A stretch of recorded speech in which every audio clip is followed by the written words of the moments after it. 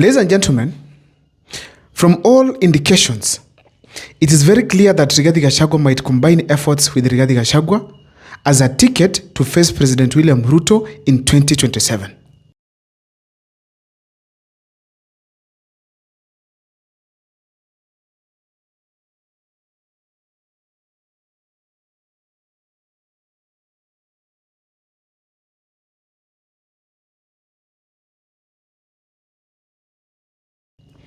And this might happen regardless of the discussions that will take place or the formula that will be used by the other opposition leaders with regards to agreeing who is going to be the flag bearer. But also, from the way things are, it's not a bad combination. Why? Kalonzo Musyoka has been in leadership for quite some time. He has a region that he controls, he has a party, and he also has character. Rigathi Gachagua has numbers. He's a very serious campaigner, and of course, track record, plus also, ladies and gentlemen, he's financially stable. So when you look at these aspects, it's not a bad combination to face President William Ruto. And let me tell you that it will be a threat. It will be a threat to President William Ruto seriously. Ladies and gentlemen, this is a combination that whether we like it or not, it will be in the government that is going to be formed in 2027. It will be there.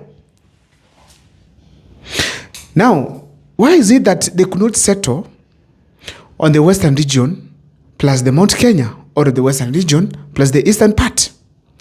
It's because the western region, as we speak today, William Ruto has all the political bigwigs behind him. Let's talk of Wycliffe Ambetsa Oparanya, Moses Wetangula, Wycliffe Musalia Mudavadi. Ladies and gentlemen, plus Raila Amolo Odinga, that means you cannot bank on getting more than 50% or even 50% of the Western Kenya votes to the opposition side. Unless things change, the opposition do very aggressive politics and use a lot of money, because we know what money can do in the Kenyan politics, especially in Western Kenya. So, ladies and gentlemen, what are some of the advantages of this team, Kalonzo Musyoka and Rigathi Gachagua, have on the ballot when it comes to the 2027 general election against President William Ruto? Number one, these people have numbers. In the sense that Rigathi Gachagua coming with 5.2 million votes, of course, Kalonzo Musyoka with this 2.5. Whichever the formation, whether Rigathi Gachagua is the presidential candidate or Kalonzo Musyoka is the presidential candidate and the other to be the running mate, that is a very strong starting base in 2027. And I'm telling you, whether we like it or not, this combination will be in the government after 2027. Ladies and gentlemen, those numbers can be able to be added on, because we know very well they can go for a prime minister position from any of these regions in the country. And as a result, they will seriously get good numbers that will challenge President William Ruto at the ballot. Number two, this team, it's a campaign team. Having Rigathi Gachagua alone is able to counter William Ruto and his men entirely. Because Rigathi Gachagua, in not one occasion but severally, he has proven to President William Ruto that he cannot defeat him when it comes to the orator skills. William Ruto goes to Western Kenya for 6 days. Rigathi Gachagua takes 6 minutes to bring down President William Ruto's efforts in Western Kenya. A clear indication that Rigathi Gachagua is a serious campaigner. In the Eastern region, we know that, of course, Kalonzo Musyoka can be able to campaign seriously and get his almost more than 2.1 million votes on his side. That is a clear indication that these people will not be easy to deal with in 2027 with regard to facing President William Ruto. Ladies and gentlemen, assuming that the other opposition people agree unanimously to support them, these people are going to take out President William Ruto out of power completely. They are going to take him home. Because if the opposition leaders like Matiang'i brings the 2 million votes from the Gusii region, and then we get also Wamalo bringing on board some votes from Western Kenya, Natembe also adding to the basket, Edwin Sifuna as well, it's done. It's done. And then you add Mohamed Ali from the coastal region. Ladies and gentlemen, William Ruto will go home.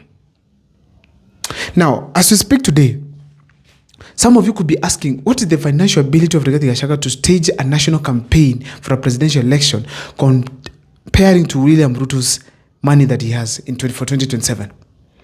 Rigathi Gachagua, we know very well that he's a very good campaigner and a political strategist.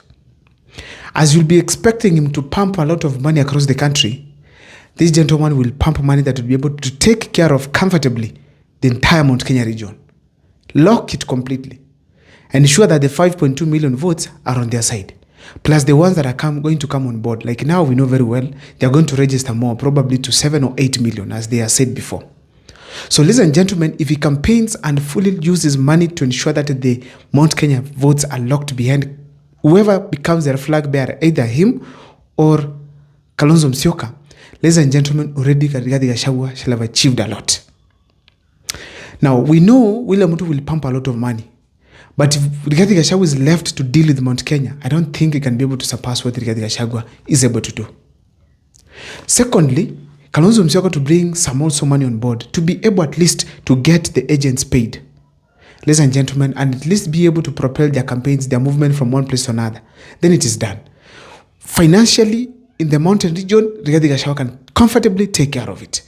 But if there's a weakness they have, then it is the finance, in that they cannot be able to take care of the entire country campaign unless Uhuru Kenyatta, Mount Kenya billionaires, plus many other people, other partners come on board to fund them.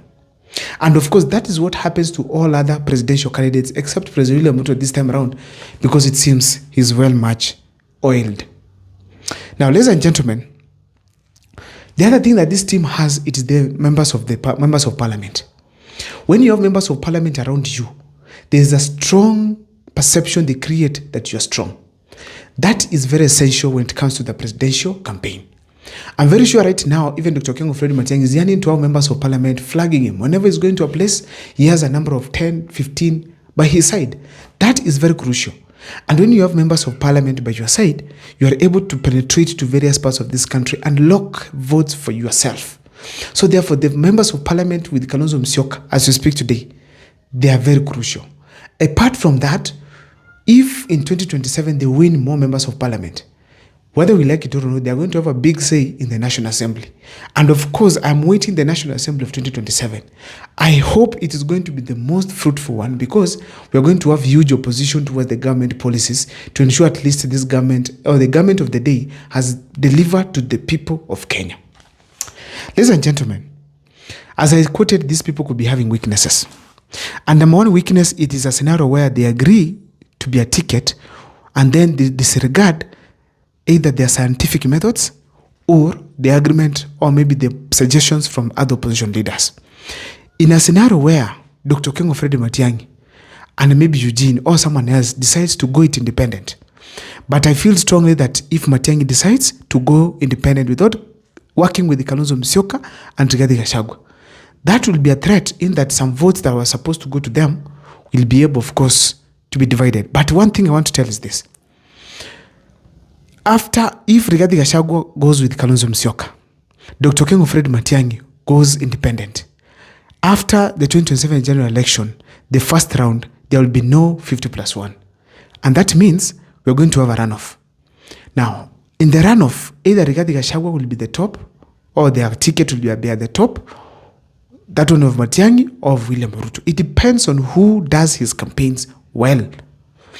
Ladies and gentlemen, still now, whether Rigathi Gachagua is second or third with his team, and whether Matiang'i is first or second, or whoever takes the number 1 and 2, I know will need Rigathi Gachagua and Kalonzo Musyoka immensely.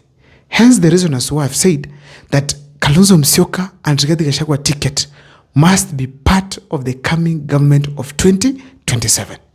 I don't know what is your take as far as my analysis is concerned, but based on all indications, Rigathi Gachagua, they are going to work with Kalonzo Musyoka. See you next time for more videos. My name is Abel Mukwa.